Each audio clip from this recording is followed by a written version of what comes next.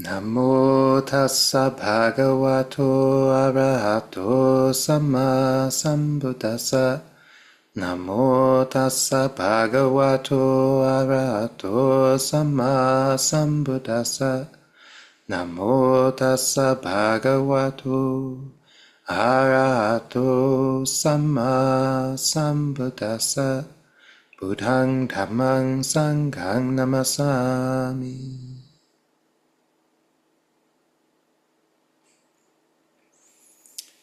All right, everybody, happy Uposatha, happy new moon. And for the Uposatha, and this being part of the Rains Retreat, we're going to be looking at the Satipatthana Sutta and the structure of the Satipatthana, or the four foundations of mindfulness during this 3-month period. And as we've got a day-long retreat coming up on Sunday, which will be on the 7 factors of enlightenment, which these are kind of prominent in the Fourth Satipatthana. They're an important part of looking at the Fourth Satipatthana. So I thought we'd do things totally out of order.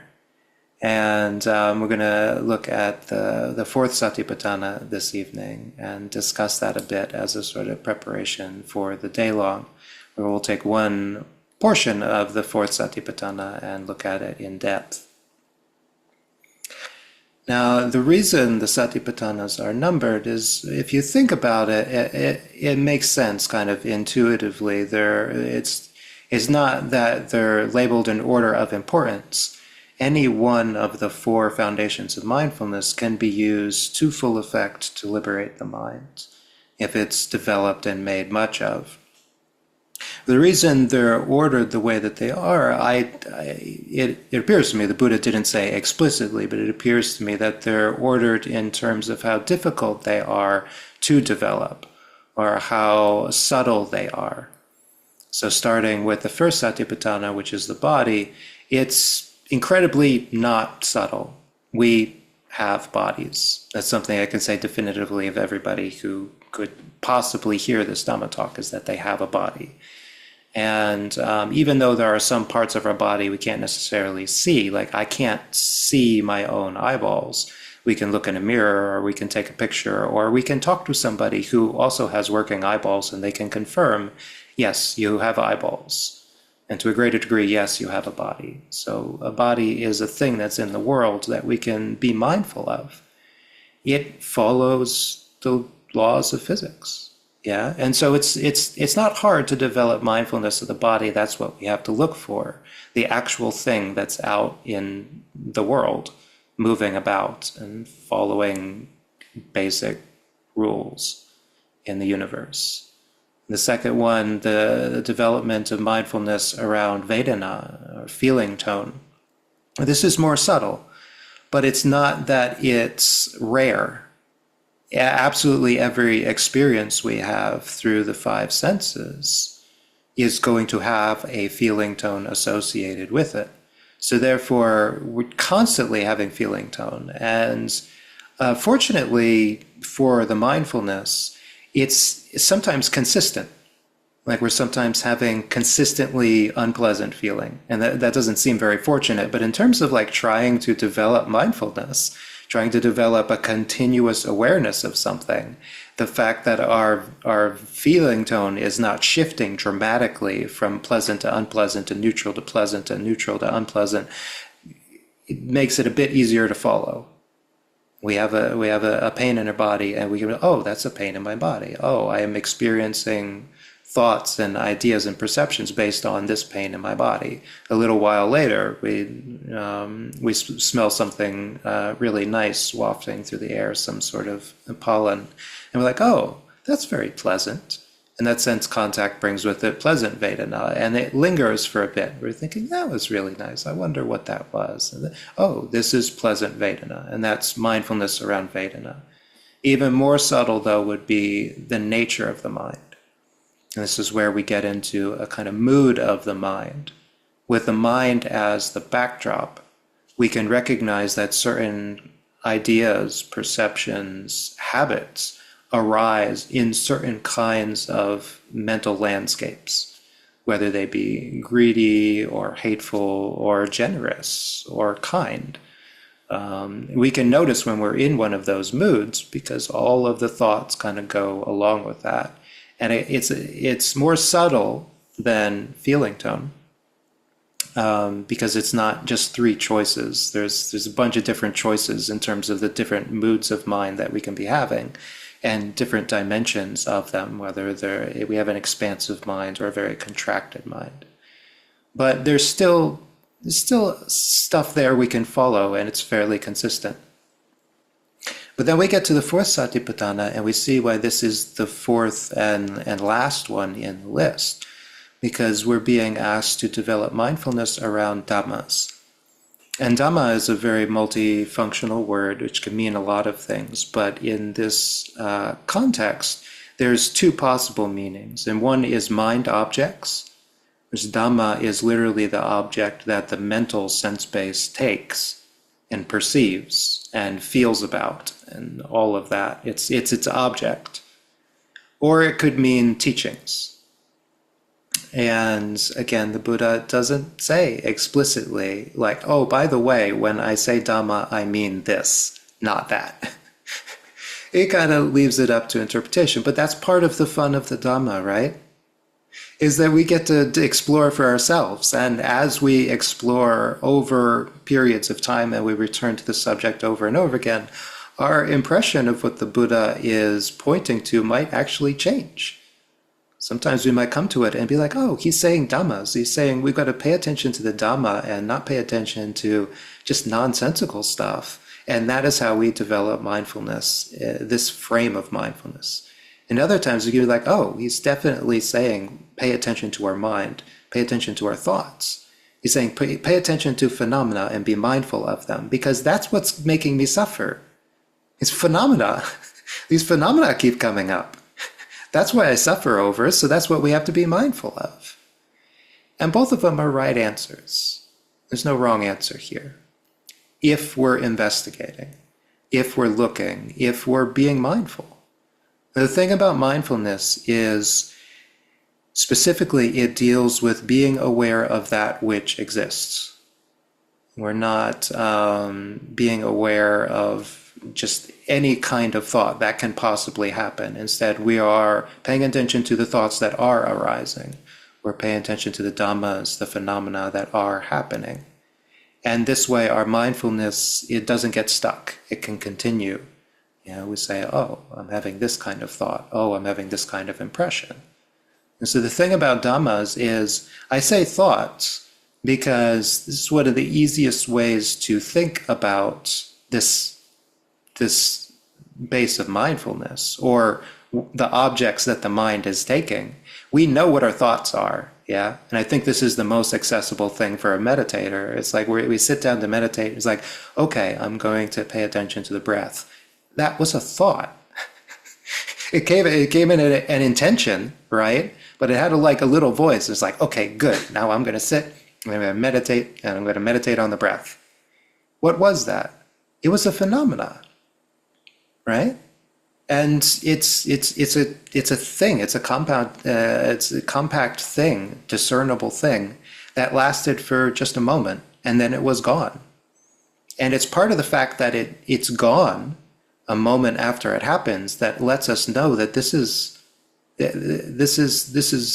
real. The mind is not like one thing stuck in space, but it is changing, it is shifting, and there's different things arising in it. So the thing about the Fourth Satipatthana, when it's explained in the suttas, and this is a bit of a discussion or debate that we've brought up a couple of times in recent weeks, is that the two prominent suttas where it shows up, and that's, I think, Majjhima Nikaya 10 maybe, or also Digha Nikaya 22. And these are both called the Satipatthana Sutta. And they kind of mirror each other. They're very, very similar. And they're conveying a lot of the same thing. And there's some thoughts in the scholarly community that they've kind of been embellished. that the Buddha may have taught the Satipatthana in a bit more straightforward and compact way, but over time it became the dumping ground for just like creating a reference sutta for all of the different techniques you could do for establishing mindfulness. And so the Fourth Satipatthana has a lot of different Dhammas, a lot of different teachings that are wrapped up in there. And but I think at the simplest level of developing this base of mindfulness, the Buddha sums up at the end. And so just as with the other bases of mindfulness, he kind of wraps up this teaching by saying, and so a meditator observes an aspect of Dhammas internally, externally, or both internally and externally. They observe Dhammas as liable to originate, as liable to vanish, as liable to both originate and vanish. Or mindfulness is established in them to the extent that Dhammas exist, to the extent necessary for knowledge and mindfulness to be present. They meditate independent, not grasping at anything in the world. And that's how they meditate, observing an aspect of Dhammas. So at the basic level, the Buddha is saying nothing more than that, being aware you're having a thought, being aware that you're experiencing a phenomena. So this, within that, in the expanded version, is the five aggregates. Now, the mind as a base can experience the phenomena of the body, a bodily sense contact, right? It doesn't always have to be a little voice having the thought. We can feel a wave of sensation in our body and be like, oh, this is me being afraid. And it's not, oh, this is me being afraid. It's like, ouch, this is tension. We know what it feels like when we feel it, right? And that could be our object of attention. At the most basic level, what is our attention landing on? What is the contact? What is the experience? What is the phenomena? And as a basis for mindfulness, are we getting stuck? Are we trying to linger or hold on to it? Or are we just letting them flow and noticing that different phenomena are coming one after the other after the other? This is the most basic form of mindfulness that we can take. And as we sit down to meditate, in the early stages of meditation, it is actually a lot to ask, isn't it? Sit down and be aware of what phenomena are arising. Like, it's too much. It won't stop. It's probably one of the first very visceral feelings we have of the insanity of our own minds is like, wait. I don't like this mindfulness. The mind is jumping all over the place, and I tell it to quiet down, and it doesn't. Yeah, but this is the reality of the mind, is that the definition of what a mind is it is that which is experiencing different things happening one after the other. Yeah. And so our mindfulness has to be able to take that. We have to be able to recognize, oh, I'm having this experience. And then immediately, because the moment we've recognized it, it's already gone. We immediately let it go. And then, oh, I'm having this experience. And, oh, I'm having this experience. Yeah. But probably as we develop our meditation a bit, we might get a little dissatisfied with that experience, right? And remarked on it, there's this idea that shows up in the Pali Canon and in a variety of places that was probably more of a thing back in the Buddha's time, where they talk about the right way and the wrong way, in a very interesting way that both the right way and the wrong way work in terms of enlightenment. But one feels good and is pleasant and is beneficial to others, and the other, it sucks. Yeah, you're kind of being dragged around by your defilements, but you are aware you're being dragged along by your defilements, and you don't like it, and you know that it's suffering. You see it in terms of the Four Noble Truths, and thereby you lose all craving for it. Yeah, and you extract yourself from it, even though you're not necessarily having bright, joyful, wholesome mind states. Your mind can be a little grungy at times, but you develop the mindfulness, you develop the awareness, and you develop the insight, and it still works, yeah? So this basic level of mindfulness is that wrong way. If you just let your mind do whatever it wants to do and let it focus on whatever it wants to focus on, you will have mindfulness. Yeah? You're like, okay, now I'm daydreaming. Okay, now I'm thinking about the fight I just got in with my neighbor. Okay, now I'm thinking about taxes. And oh, I hate taxes. And it just one thing after the other, after the other, after the other, right? You're not directing it, you're not pointing it at anything, but you're being mindful. And you're saying, this is a thought I'm having, it's unpleasant. This is leading to this thought, that's unpleasant. This experience is happening, that's unpleasant. But through the mindfulness, what you start to experience is what the Buddha calls a subtle joy.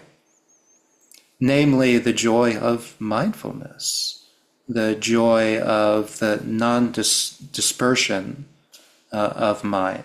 Yeah, there is a certain kind of wrong samadhi or wrong concentration that arises out of this basic kind of mindfulness. Yeah, you are being aware of each thing as it arises, even though you're not really directing the mind at all. You're not giving it a framework to work with. You're still not getting stuck. Yeah, and so that your mind does start to become sort of concentrated and aware, and it can even get what we call neighborhood concentration, based on just keeping mindfulness strong and with each experience as it goes. But as the Buddha teaches this fourth Satipatthana, he doesn't. That's the baseline. That's the bare minimum. That is like treading water in the flood, if you will. The flood of sensuality is just having basic mindfulness. But the Buddha encourages us to aim for something a bit more. And so as he teaches the fourth Satipatthana, this is where it can be interpreted as Dhammas in terms of the teachings. Because the Buddha actually points out various frameworks that we can use as sort of the structure, or literally the framework. If we're like building mindfulness as a building, as a structure, it would be the scaffolding for this building. We need some kind of framework in order to understand what thoughts are arising, to have any idea of their relationship to each other. And I thought about it in terms of people in the world. How do they describe the mind, right?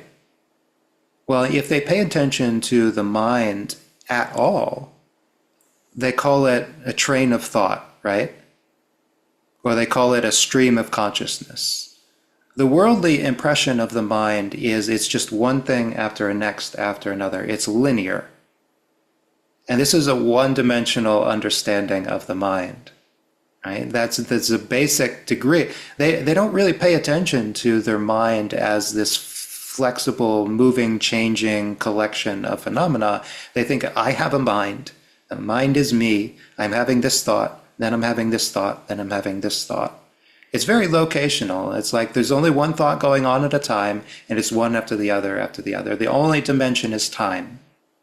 Right? They know that I was having a thought about something before, and now I'm having this thought. And in a minute, they have that thought. And that's the only sort of concept of the mind that they have. But once we introduce some sort of structure, some way of grading the mind, then it's not just a line, is it? We could get something almost akin to a graph. And I think as meditators, as practitioners, this is what we start to do. We start with basic mindfulness. We just try to pay attention to the breath. Like wherever we can, however we can. But eventually we start saying, like, part of the problem is that I'm not directing the mind. I'm not taking in everything. I keep saying, no, don't pay attention to that. Pay attention to the breath. No, don't pay attention to that. Why does the mind drift off at all? And the Buddha gives these structures, and the first structure he gives is the 5 hindrances. And this is something that's very useful for us in terms of grading the mind. Once we learn there are these 5 hindrances, sense desire, ill will, sloth and torpor, restlessness and remorse, doubt. I know it sounds like 7, but that was 5. And once we have that structure, we have an actual way to grade the thoughts as they happen, to grade the impressions as they happen. And we can start to have a graph. We can say, okay, a minute ago I was thinking about this sensual thing, and I said, oh, no, we should pay attention to the breath. And my mind said, no, I don't want to. I want to think about that. I was enjoying that thought. Let's keep thinking that thought. And the mindfulness starts to develop. Oh, that's sense desire. That's a fixation with a particular sense contact. And the mind keeps trying to go back to it and keeps trying to tell me, and it's like, no, this is what we're doing. We're not doing the breath. We're doing this. The breath is boring. This is interesting. We have to pay attention to this. And the mind tells us that. We can be like, oh, okay, that is a hindrance. And the moment we set up this structure of the 5 hindrances, all of our thoughts can start to be related to each other. We have another section of thoughts that might be ill will, or another section of thoughts where we just bored or distracted or uninterested in whatever mindfulness object we've taken. And we'd be like, oh, okay, this is sloth and torpor. It's like, and if we've worked with that, we know we have to act fast. Once you identify sloth and torpor, you're like, okay, we don't know. We got to bring up the energy. We got to get interested in this, or we're going to go to sleep. And once you're already halfway to sleep, meditation's not going to go good places, right? You got to act on it. Now, this is not an all-inclusive structure, obviously. You have thoughts throughout the day that are not just the 5 hindrances. At least I hope.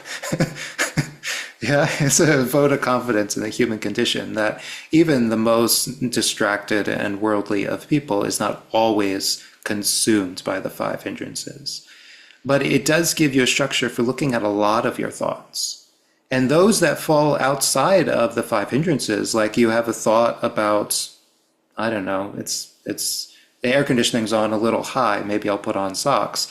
Then, was that sense desire? I don't know, I was just thinking about socks. I don't think it was sense desire. I just think my feet were cold. Yeah. Maybe it doesn't fall within that structure, right? So maybe you're having some thoughts that are not going to slot into whatever set of Dhammas that you're looking at, whatever set of teachings you're looking at. But you'll find that a lot of them do. And those that do are giving you, you're not just looking at the mind in terms of time, like the train going down the tracks in front of you, and you're just some passive observer watching the train go by. But instead, there's ups and downs. There's a lot of sense desire, and then there's less sense desire. There's a lot of ill will. There's less ill will. There is energy, and when there's energy, you're like, oh, there's very little sloth and torpor. Oh, there's no sloth and torpor. And maybe even as we were talking in previous months about doubt and then faith, at some point you can recognize like, well, I don't doubt the teachings. I believe enlightenment is possible. Oh, wow, look, I used to have doubts all the time about like, what am I doing? What is this for? Why are these people quiet and sitting in a room and it's dark? And you're like, this feels like a cult. I think it's a cult. I'm not sure, but I'll give it a few more minutes. But now we don't have those thoughts anymore. And even you can set up that sort of mindfulness. It's like, wow, doubt is not present. And that gives us some way of grading our thoughts even. More than just I'm having a thought, we can say, this is a thought without doubt. And the absence of the hindrance still gives us something to work with. And if we are having a thought, am I having a thought? That's doubt. If we're in confusion about, is this my mind? Am I doing this right?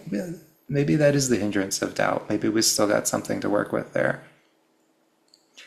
Right? And that's one of the structures that the Buddha gives. And interestingly, this is part of the conversation that came up, is the very next structure he points to in some cases is the 7 enlightenment factors.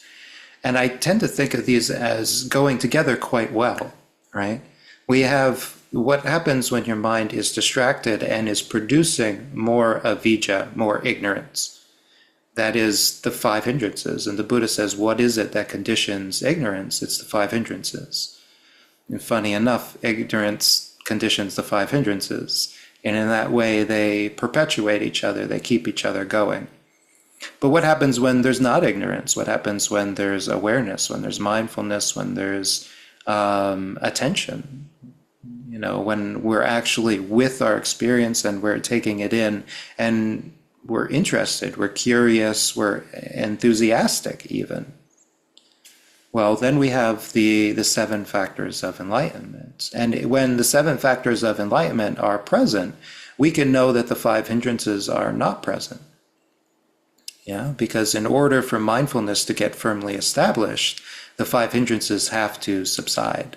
Yeah, in order for it to be continuous, in order for it to be consistent, and the first factor of enlightenment to come to fruition, we can't have the hindrances jumping in there and knocking us off into distraction. Yeah. But then the seven factors of enlightenment are progressive stages of brightening, clearing, energizing, and uplifting of the mind, getting it into a state that is capable of breaking through to profound insights and to enlightenment. And that's why they're called the factors of enlightenment. Yeah? Now these, they don't happen in a vacuum. They don't happen all at once. They don't catch us unaware. We're not just walking down the street and suddenly we're like, oh, I'm having a thought. And like, that's mindfulness. I wonder what that thought is. Oh, that's investigation of states. And suddenly like, eureka! And we have it. No, actually, we're going to see these enlightenment factors as we practice, as we investigate various things, as we listen to a Dhamma talk. There can be moments where it's like, oh, okay, I get it. I get what he's saying. And then there can be times like, oh, he's really been going for a while. It's like, where is he? Oh, he's pretty close to the end of this Satipatthana. I think he's going to be done soon.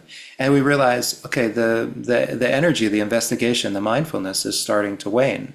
The factors are not strong in those moments.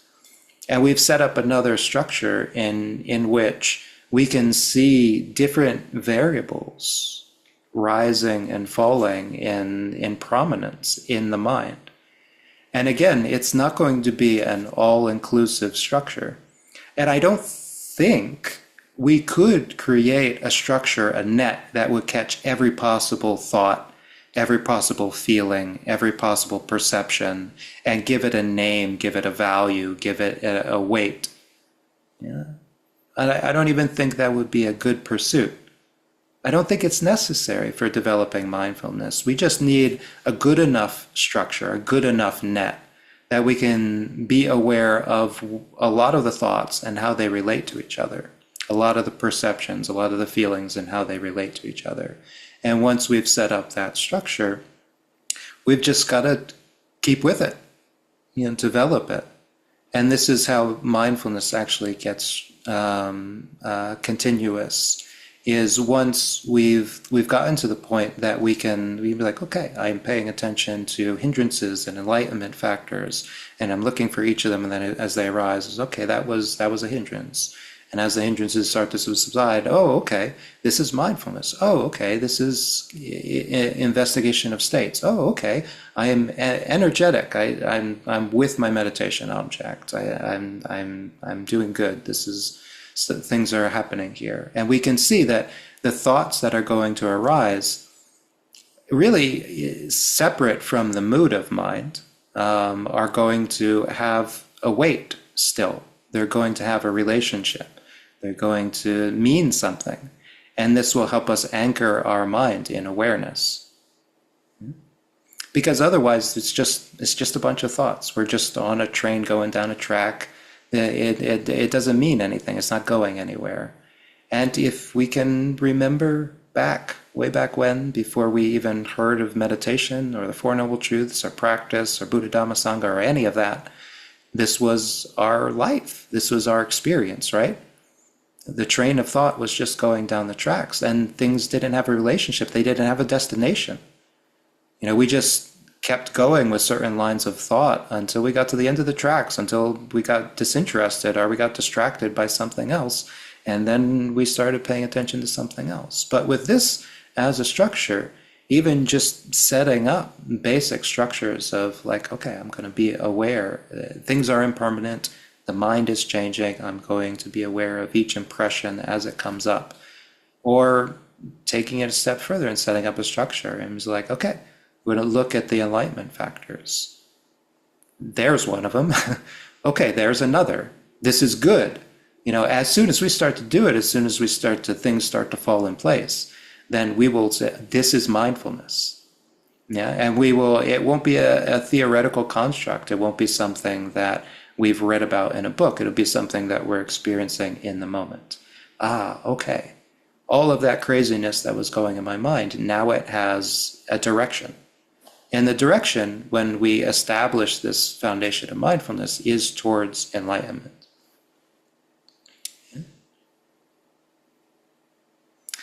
Okay, so with that, like I said, on Sunday we'll get to look at the 7 factors of enlightenment in more depth. Or you may be of the camp that these 2 particular structures are boring, and maybe you'd like to look at the 5 aggregates or the 6 sense bases or one of the other teachings that shows up in the expanded Satipatthana, and this is also perfectly good. Yeah, taking a structure. The Four Noble Truths is in there, and there are many people at various times who are looking at everything through the lens of the Four Noble Truths. But it is the encouragement, it is the structure of this sutta and this training to pick a structure, and to pick a set of Dhammas, to set up a framework so that you can evaluate your thoughts and, to a greater degree, your progress as you go along. And hopefully that's of some benefit, and hopefully you can take these instructions with you, and the next time you're looking to develop mindfulness, if you're feeling good and you want to give it a try, you go for the Fourth Satipatthana, go for the more subtle one, like start to disentangle the convoluted mess that is, the various thoughts and impressions going on in the mind, and make some sense of it. Give it some structure and direction. So after these thoughts for your reflection on this Uposatha night, if anything's beneficial, take it with you. If not, leave it aside. Pay attention to the breath. You'll be good.